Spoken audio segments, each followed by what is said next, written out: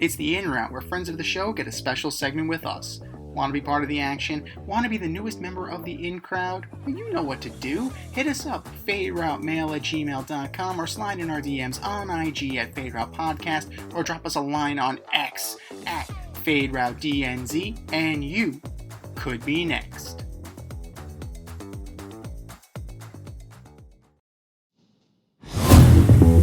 Part 2 of our interview with author Mark Connor starts right now. If you missed part 1, check out this past week's episode of The Fade Route. We're here with Mark Connor, the author of It's About Time, Millions of Copies Sold for My Dad. And Mark, you recount the devastating loss of your early manuscript in notebooks in San Francisco. So an event that included the theft of a 170-page manuscript of your first novel. So how did that theft of an irreplaceable work ultimately change your approach to writing?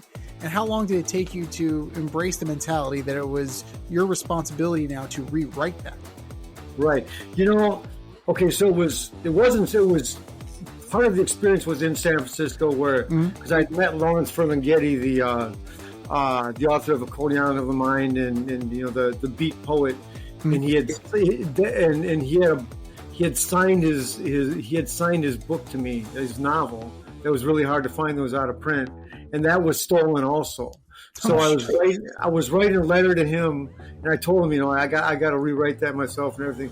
The whole idea, but it happened on the east side of St. Paul. I was coming out of the boxing gym after I'd been sparring with Will Grigsby, my teammate who was on his way to becoming junior flyweight champion of the world, and there was I was late going there, and I had left my backpack on the passenger seat of my car, and there was a brick in the place of my backpack. And that was after having gone to when I had my last amateur fight. I'd gone to Seattle. I stayed with a friend of a friend and got a job on a fishing boat job. I gone up to last August. So anyway, that was devastating, and I cried. I started crying right there, man. I was crying, and it's Minnesota. It's like 27th, 28th of February, and it's below zero, right? And so now the window's gone in the car and everything. He's like, and I'd look through dumpsters and everything like that, and right away I decided, I just have to rewrite it again. I just have to rewrite things. I did rewrite that manuscript, and that manuscript's been sitting for years, right? I've got an idea of a trilogy with it, but I haven't gotten around to it. That's part of the whole thing about it, calling my book It's About Time, because I procrastinated a lot of things. I did actually finish the first draft of that in 1996, and then I put it aside. I was trying to revise it a bunch of times. That's when my father had this argument with me about, you've been talking about a big novel forever, and what can I say? I mean, it's just we all have our failures in life, but I didn't have so, and I've written a lot since then, and I just thought, some ways I look back and I think there are a couple of things in there that I wrote that I'm kind of glad maybe if they would have gotten published, I wouldn't have been happy with them. So there you go. All right. So way to look at the writer side of it. Yeah, and actually, I mentioned in one poem, and I mentioned throughout the story that I'm telling, 3 or 4 times I mentioned guardian angels watching over me, watching over my family, and I think in some ways my guardian angel was watching over me then. But this, like, the direction your life's going, this is what's got to happen. This is what happened now. This is what's going to go next. You got to figure out where to go from here. And I do believe that God guides us, and that the real challenge for us is to try to figure out humbly and honestly, try to discern what God's will is, and just pray for the grace to carry it out. And the hard thing to do is just to accept some things, like, okay, I just have to do the next thing right now, and I'm not in charge. Right. So getting out of the way is super important, and just letting the work happen. More often than not, like, we want to try and take control, but at the end of the day, like, we don't have control. Right. Like, it's not in our control. We don't have control of anything, really. Not too much. Very little. Yeah. Very little. Sometimes you just have to surrender to what it's going to be, and everything happens for a reason, and you maybe figure that silver lining down the line, but you got to just roll with the punches. Yeah, that is true. That is true. You got to roll them, but you know what? You learn to roll them, and you learn as you roll. Sometimes you see it open, you come back with one. Come back harder, right? Yeah. Or like, if you watch some of the greats like Roberto Dredd, sometimes the way you roll with one, you can have one coming from the side that you're rolling away from, But don't get me talking about boxing style for too long, or we'll go on forever. Nothing wrong with that. This is a sports show after all. We're good with that. But poems like Ever Since and Halfway Around reveal the difficulty and intensity of your personal relationships and that deep emotional life that fuels your poetry. How do the conflicts and desires in your romantic life serve as a catalyst for your writing? And is it a challenge to bear such intense private emotions for public consumption? It is a challenge to bear such intense private emotions for public consumption. When I write something like that, it's usually to someone that I'm not in communication with, not able to say it to, and I put it on paper. And so that's how that goes. And then, so then the other part of the question, please say that again. Oh, sure. So how do the conflicts and desires in your romantic life serve as a catalyst for your writing? Well, this book, I say a number of times that I'm expressing the values of love, family, and life. And I even say it in one poem, in the poem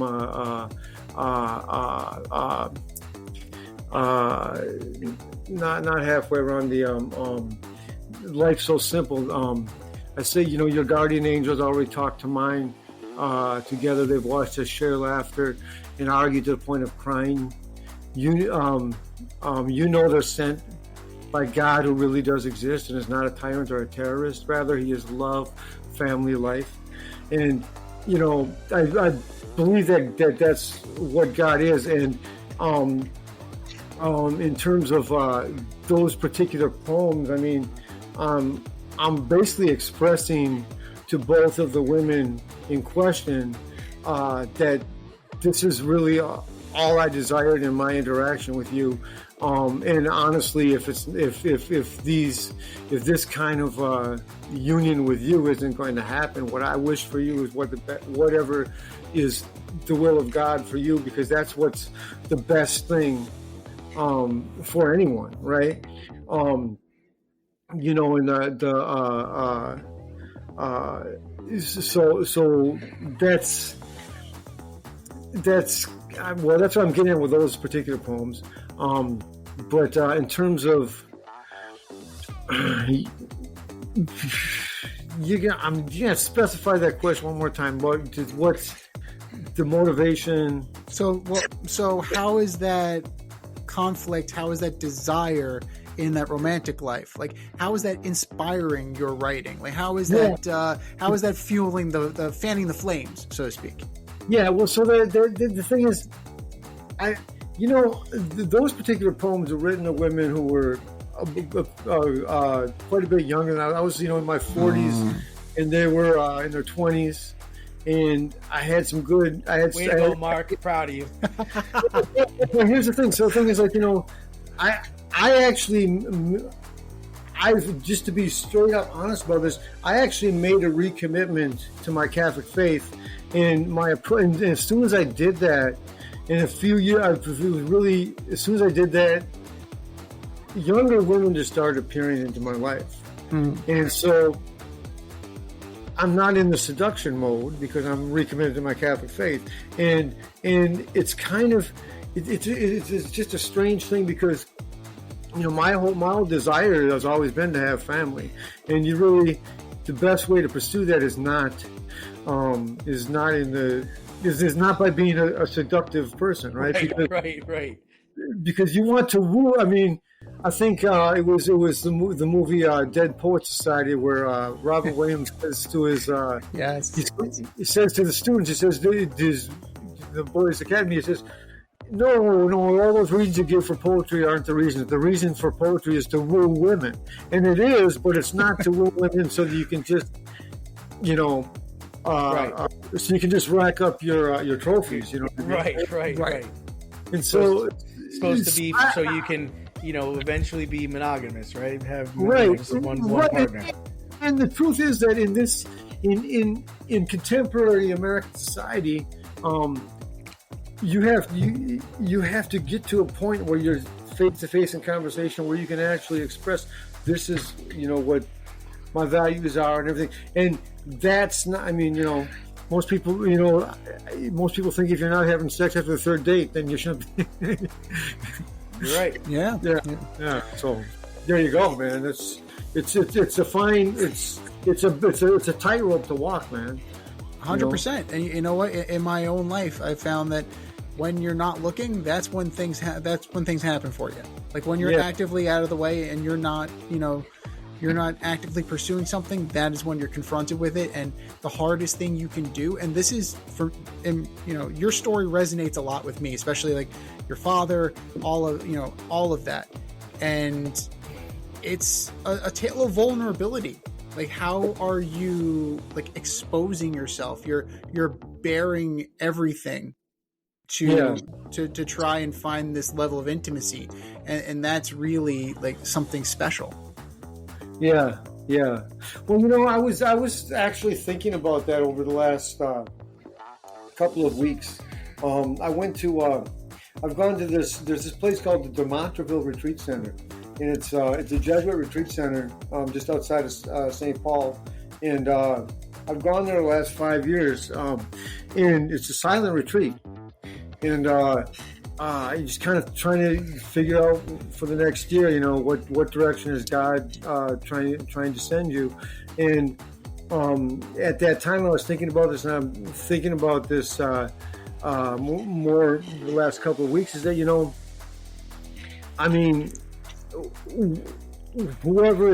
whoever comes into my life, I'm just gonna. You can't just be too blunt. You can't just sit right because you don't scare people away. But I'm just going to be honest about the whole thing, because if the earlier you can explain yourself and make someone understand, this is the direction I'm going in life. Do you want to go this direction or not? The easier it is, to figure out whether you go forward or not. And two, it's honest, so you're not playing a game. You're not wasting her time. You're not wasting your time. You know what I mean? 100%. And that also kind of like ties back to what we were talking about before, in terms of like hiding behind a screen and how things have changed. And personally, like my fiance and I, we met online, and it was just an instant click. And it was one of those things that I wasn't necessarily looking for her, but I found her, and it's been nothing but exceptional ever since. And it's exactly what I could have possibly hoped and asked for, and I'm thankful every day that I found her. Well, congratulations. I hope and pray that that you do get married as you're planning, and also that you're blessed with the right amount of kids.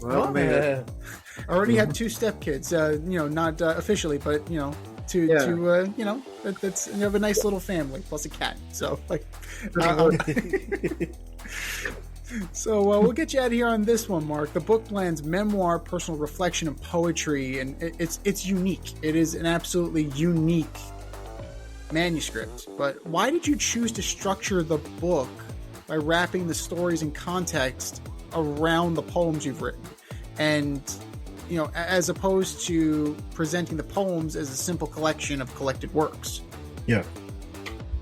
Well, the point at the end of chapter 1 where I talk about I had this argument with my father, how come you haven't published a book? Should you be able to publish about 5 novels? But I always talked about being a novelist. I always liked writing. I always liked fiction and in the presentation of novels and short stories more than poetry. I like poems. I can write poems. I can recite them. But they're usually one shorter piece. And I think that kind of novelistic form is more of an entertaining and more of a fulfilling kind of experience for the reader. And Lou Reed once said about his music.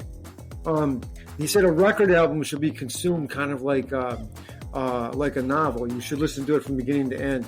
And I like that kind of, if I'm going to be presenting poetry, I like presenting it more in a form that is going to be a bigger production than just a list of poems.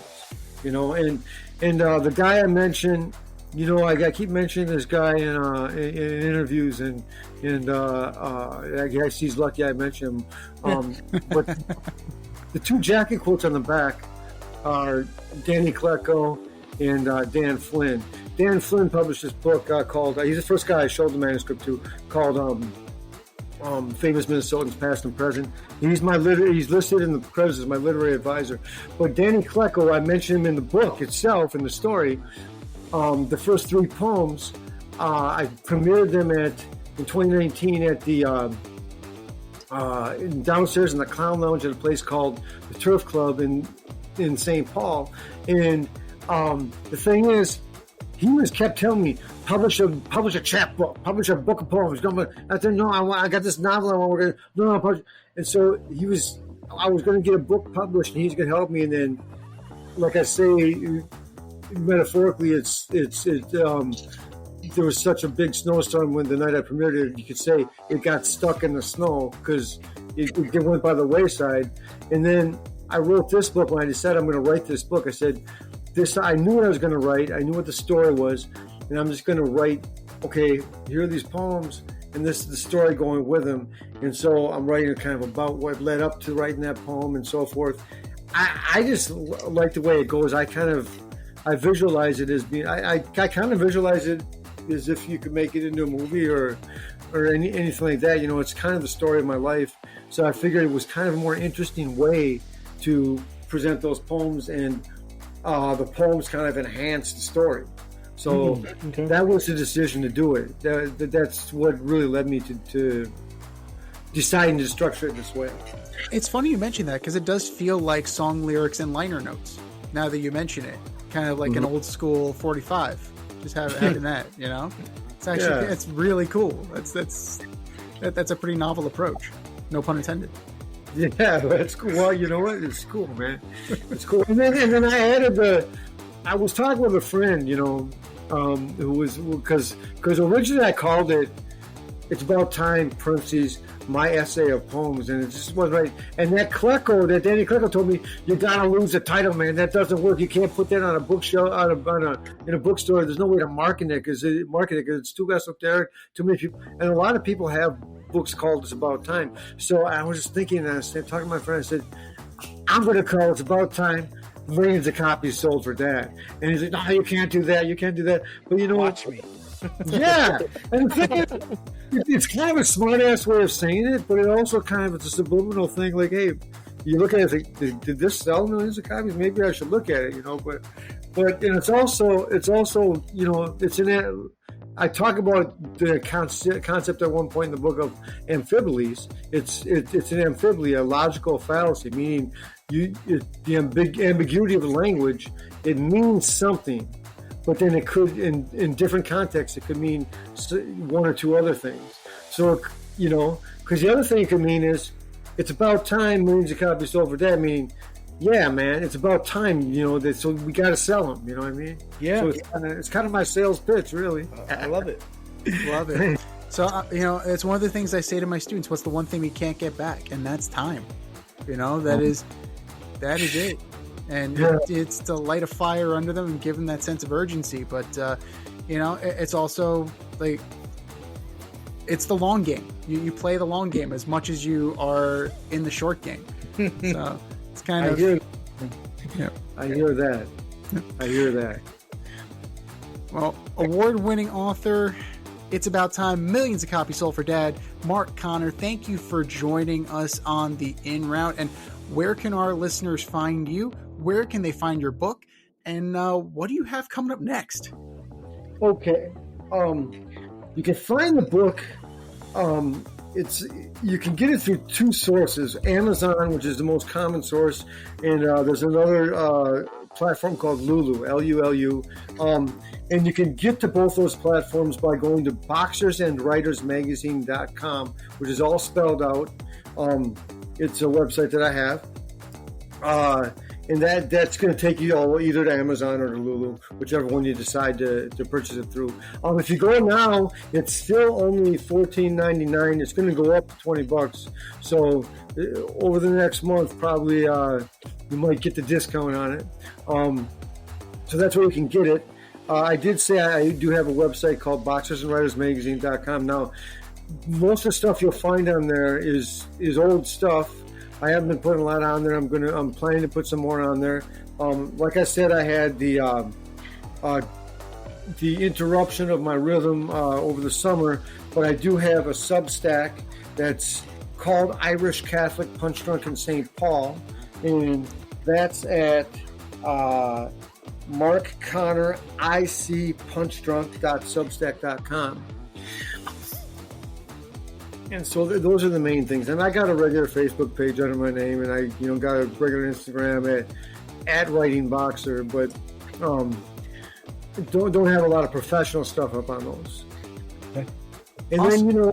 Then people can if they're in the Twin Cities, they can go to through boxerswritersmagazine.com can find out about my services as a boxing trainer. And, hopefully one of these days soon, I'm going to see you guys in New York, because I've threatened to move there and be a trainer out there for a long time, but I'm going to take a trip out there soon. So it'd be really cool to say hello to you guys. Yeah, we'd love to see you. We actually had a boxing trainer on a couple weeks ago. Yeah. Liam Martinez, who's from Mount Vernon, and he's really heavily into the boxing training world right now. So yeah, that'd be great. If you come, definitely hit us up. Love to meet you. Love to talk to you. You got some amazing stories, and I'm sure this book is really just a tip of the iceberg for you. I think just keep writing, man. Just keep writing. 100%. You've got a lot of talent. And I know it's hard, dealing with the rhythms of life, but don't let that stop you from writing. I think you've got some stories to share with people, and I think they'd be losing out on what you have to offer if you didn't do it. Well, thank you, man. I really appreciate that. Those are some very encouraging words, and that's very motivational, man. I'm gonna keep that with me. 100%. And if you want to be a guest on the In Route with us, if you want to join the In crowd, hit us up, faderoutemail@gmail.com, slide in our DMs on IG at Fade Route Podcast, drop us a line on X at Fade Route DNZ, and you could be our next guest. Mark Connor, thank you for coming on, brother. We'll talk to you soon, and hit us up if you're in New York. We'll chop it up. We'll talk boxing. We'll talk whatever you want. Oh, man, that sounds great. God bless you guys. Thank you for everything. I really appreciate it. This was a wonderful opportunity, man. Thanks for listening to this episode of our podcast. If you liked what you heard and you want to hear more, be sure to like and subscribe on your favorite podcast platform. Leave us a review, rate us 5 stars, turn on subscription notifications, and share on social media. Tell your friends and spread the word.